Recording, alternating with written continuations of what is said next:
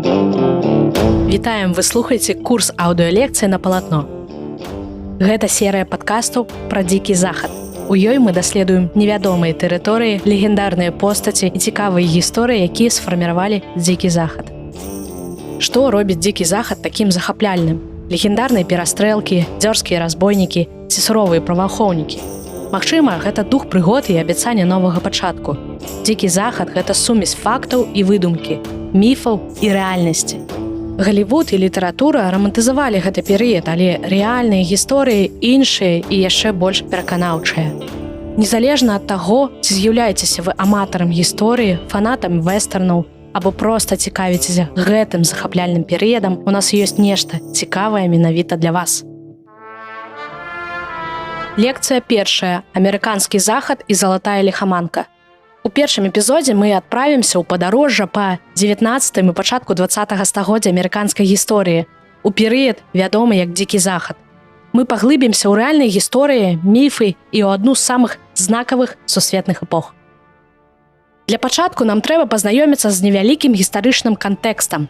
Назву «Дзікі захад» выкарыстоўваюць для апісання перыяду ў амерыканскай гісторыі. Ён пачынаецца ў 1840-е і заканчваецца ў першыя гады 20-го стагоддзя.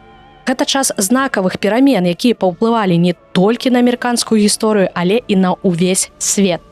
Мы яшчэ абавязкова пагаворым падрабязна пра гэты фантастычны час каўбояў, дуэлей на рэвальверах і залатой ліхаманкі. Аднак спачатку трэба патлумачыць, што такога здарылася ў Амерыцы, што гэты перыяд стаў магчымым. Пачатак 19-го стагоддзя быў часам перамен для Злучаных Штатаў, а першапачатковыя 13 калоній пашырыліся і ўключылі некалькі новых штатаў. Насельніцтва імкліва расло за кошт натуральнага прыросту і за кошт іміграцыі. Аднак краіна працяглы час заставалася пераважна сельскай. Большасць людзей жыла ў сельскай мясцовасці і працавала фермерамі. У 1803 годзе амерыканскія ўлады купілі новы штат – Луізіяну. Прэзідэнт Томас Джэферсон вёў перамовы аб куплі ў Францыі вялікай тэрыторыі, амаль 1,5 мільёна квадратных кіламетраў. І такім чынам усяго за адну ноч краіна павялічылася ўдвая. Гэта пакупка адкрыла велізарныя участкі зямлі на захад ад вядомай усім ракі Місісіпі. Пасля гэтай падзеі людзі масава рванулі на захад, скараць новыя тэрыторыі. Дарэчы, вы чулі такія прозвішчы, як Льюіс і Кларк. Пра іх часта можна пачуць у фільмах і серыялах. Льюіс і Кларк даследавалі новую тэрыторыю Луізіяны некалькі гадоў. У 1812 годзе Злучаныя Штаты ваявалі супраць Вялікабрытаніі. Гэта вайна паўплывала на нацыянальную ідэнтычнасць і тэрытарыяльныя амбіцыі амерыканцаў. У той жа перыяд з'явілася ідэя «Manifest Destiny» – вера ў тое, што амерыканцам наканавана пашырацца па ўсім кантыненце. Яшчэ адным ключавым фактарам да пачатку перыяда дзікага захаду была мексікана-амерыканская вайна, якая адбылася з 1846 па 1848 год. Тая вайна прынесла Злучаным Штатам значныя тэрытарыяльныя заваёвы – сучасную Каліфорнію, Неваду, Юту, Арызону, Нью-Мексіка, Каларада і Вайомінг.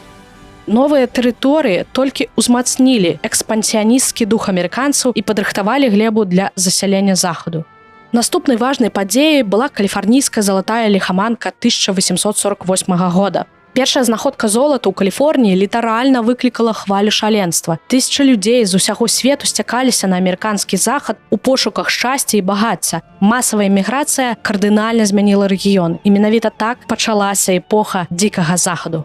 Вядома, справа была не толькі ў золаце. У 1862 годзе амерыканскія ўлады на заканадаўчым узроўні заахвоцілі тысячы людзей пераязджаць на захад. Ім прапанавалі зямлю за вельмі невялікую плату. Галоўная ўмова – добраўпарадкаваць тэрыторыю і пражыць на ёй мінімум 5 гадоў. Гэта дало штуршок для з'яўлення новых і павелічэння старых гарадоў на захадзе. Важнай падзеяй падчас эпохі дзікага захаду было будаўніцтва транскантынентальнай чыгункі. Яе скончылі ў 1869 годзе. Будоўля злучыла ўсходняе і заходняе ўзбярэжжы. Так падарожжы і гандаль сталі нашмат прасцейшымі і хутчэйшымі. Калі пасяленцы рухаліся на захад, яны сутыкнуліся з рознымі групамі карэнных амерыканцаў, кожная са сваёй багатай культурай і гісторыяй. На жаль, гэта часта прыводзіла да сур'ёзных канфліктаў.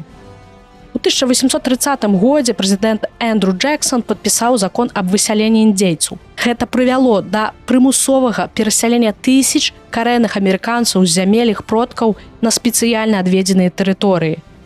Гэта трагічная падзея, вядомая ў гісторыі як сцежка слёз, правяла да смерці індзейцаў і моцна паўплывала на іх супольнасці. Памятаеце, мы казалі пра залатую ліхаманку. Так вось, з яе пачаўся перыяд каўбою, які рамантызавалі газеты, кнігі, галівудскія фільмы. Але давайте разбяромся, як гэта адбывалася, хто здзяйсняў небяспечныя падарожжы на захад у пошуках шчасця. Давайте пачнем з моманту, які распаліў гэту легендарную залатую ліхаманку. У студзені 1848 года цесляр Джеймс Маршал працаваў на лесапільні Джона Саттера. У адзін з днёў той самы Маршал і знайшоў паблізу лесапільні золата. Звестка пра адкрыццё хутка распаўсюдзілася, і да 1849 года тысячы людзей з усяго свету накіраваліся ў Каліфорнію. Падарожжа ў Каліфорнію было сапраўдным подзвігам. Людзей, якія вырашаліся на яго і сцікаліся на захад Амерыкі, называлі 49-мі. Па годзе, калі па золата рванулі самыя смелыя. А што ўбачылі людзі, калі прыехалі на гэты славуты залаты захад? Маленькія гарады рэзка сталі буйнымі. Да прыкладу, Сан-Францыска ўсяго за некалькі месяцаў пераўтварыўся з соннай вёскі ў шумны горад. У падобных заходніх гарадах, якія толькі-толькі пачалі буйнець за прыезду новых пасяленцаў, не было закону. Яны былі напоўненыя салунамі, ігральнымі заламі і бардэлямі. Праца ў шахтах была цяжкай, як і жыццё побач. Многія шахцёры жылі ў імправізаваных намётах ці халупах. У шахтах працавалі шмат гадзін, часта ў небяспечных умовах і без гарантыі поспеху. Вось урывак з ліста маладога чалавека Уильяма Суэйна, які паехаў шукаць шчасце ў Каліфорніі падчас залатой ліхаманкі. Дарагая сям'я, падарожжа было доўгім і цяжкім, але нарэшце дабраўся да радовішчаў золата. Тут столькі людзей, якія ліхаманкава капаюць і шукаюць золата, гэта ўсё захапляе і ашаламляе. Абяцанне багацця трымае нас усіх. Я вельмі сумую па дому, але надзея разбагацець трымае мяне тут. Так пакрысе развівалася ідэя амерыканскай мары, ідэі, што кожны, незалежна ад паходжання, можа дасягнуць поспеху праз упартую працу і рашучасць.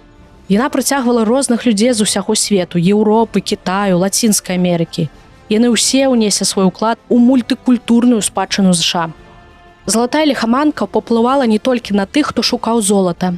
Яна паскорыла пашырэнне Злучаных Штатаў на захад, а гэта, ў сваю чаргу, прывяло да павелічэння перасяленцаў. Развівалася інфраструктура, будаўніцтва дарог, чыгункі, тэлеграфных ліній. А яшчэ залатая ліхаманка паўплывала і на карэннае насельніцтва, індзейцаў. Іх плямёны былі выцесненыя, а іх землі захоплівалі людзі, якія шукалі багаццяў. Негатыўныя наступствы адбіліся і на навакольным асяроддзі. Метады здабычы карысных выкапняў нанеслі сур'ёзны ўрон ландшафту, рэкам і экасістэмам. Шнары гэтай дзейнасці ўсё яшчэ можна ўбачыць у некаторых частках Каліфорніі і сёння. Калі першапачатковае шаленства залатой ліхаманкі пачало згасаць, многія майнеры павярнуліся да іншых магчымасцей на захадзе. Некаторыя з іх сталі фермерамі, а іншыя пераехалі ў новыя гарады. Рух на захад усё роўна працягваўся. Людзі хацелі зямлю, рэсурсы і новы пачатак у іх жыцці. Гісторыя пра прыгоды і нястомную пагоню за марамі гучалі на працягу ўсёй гісторыі дзікага захаду. Дзякуй, што былі з намі. Выслухалі эпізод нашых лекцый «Кароткая гісторыя дзікага захаду» пра тое, што такое дзікі захад і як залатая ліхаманка нарадзіла новую эпоху ў амерыканскай гісторыі. У наступным эпізодзе мы раскажам пра каўбояў, гарады і чыгунку.